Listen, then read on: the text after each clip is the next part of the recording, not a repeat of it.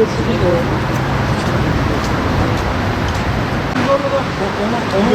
benim öyle bir şeyim yok. Nasıl yani? Eğer randevu talep ederseniz, randevunuz olmuyor verirlerse güvenlik kontrolünden geçip girebilirsiniz.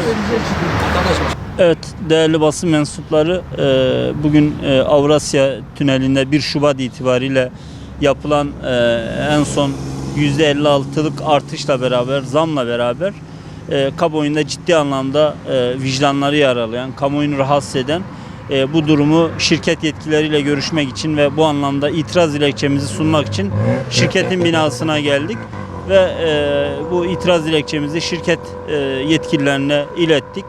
Maalesef bu sürecin ilerlemesiyle alakalı şikayetlerin, kamuda oluşan bu şikayetlerin ilerlemesiyle alakalı çok ciddi anlamda bir açık olduğunu gördük. Bir birimin olmadığını, bir hukuki anlamda bir hukuksal birimin olmadığını fark ettik. Biz tabii kamuoyu adına, İstanbullular adına burada itiraz dilekçemizi sunduk. Hakikaten şu anda ekonomik anlamda ciddi sıkıntıların oluştuğu bir zamanda bu tür tünellere yapılan, köprülere ve otobanlara yapılan zamların aslında var olan ekonomik sıkıntılar daha da derinleştirdiğini ve toplum vicdanında ciddi anlamda rahatsızlık oluşturduğunu ifade etmek istiyorum. Bu anlamda bugün İstanbulluların hissiyatını, İstanbullular adına oluşan bu tepkiyi şirket yetkililerine ilettik. Zammın geri çekilmesiyle alakalı veya makul artışla alakalı bir talebimizi ilettik.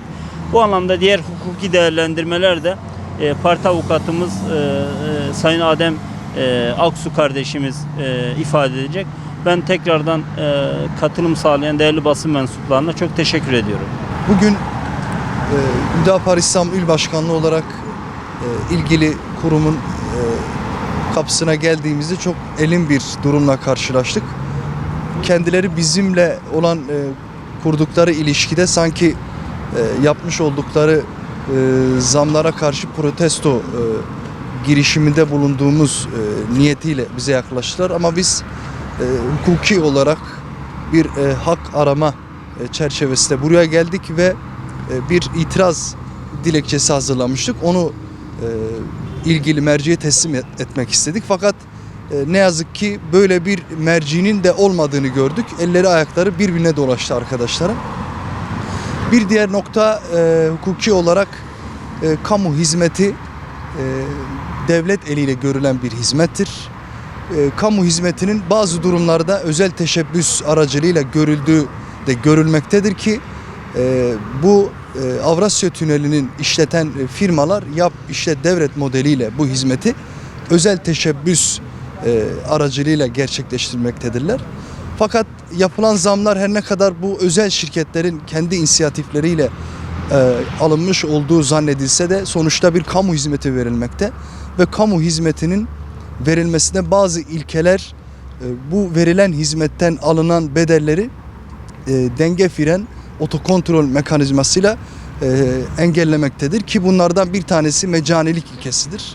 Kamu hizmeti bedelsiz olarak görülür ancak bir katkı payı niteliğinde alınan bedel mecanilik ilkesine aykırılık değildir. Fakat 1 Şubat itibariyle uygulanan zamlar artık kamu hizmetinin bedelsiz olduğu ilkesini aşarak bir hak ihlali olmaya doğru ilerlemektedir. Çünkü vatandaşlar artık bir özel işletmeden hizmet alıyormuş gibi bir muhatap ve pozisyonla karşı karşıya kalmaktadır.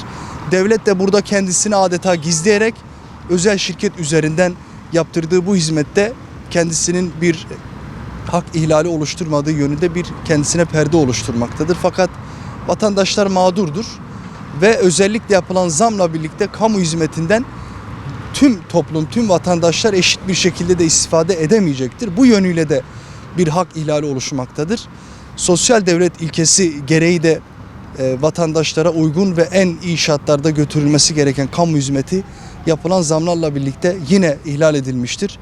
Bu nedenden dolayı haklarımızı en iyi şekilde aramak için vatandaşlarımızın ve milletimizin menfaatlerini muhafaza etmek için bir niyetle, bir taleple buraya geldik ve vatandaşlarımızın adına il başkanlığımızın öncülüğünde, il başkanımızın şahsında, liderliğinde buraya geldik ve ifadelerimizi en iyi şekilde gerekli kuruma, gerekli mercilere ilettik. Çok teşekkür ediyorum. Sağ olun.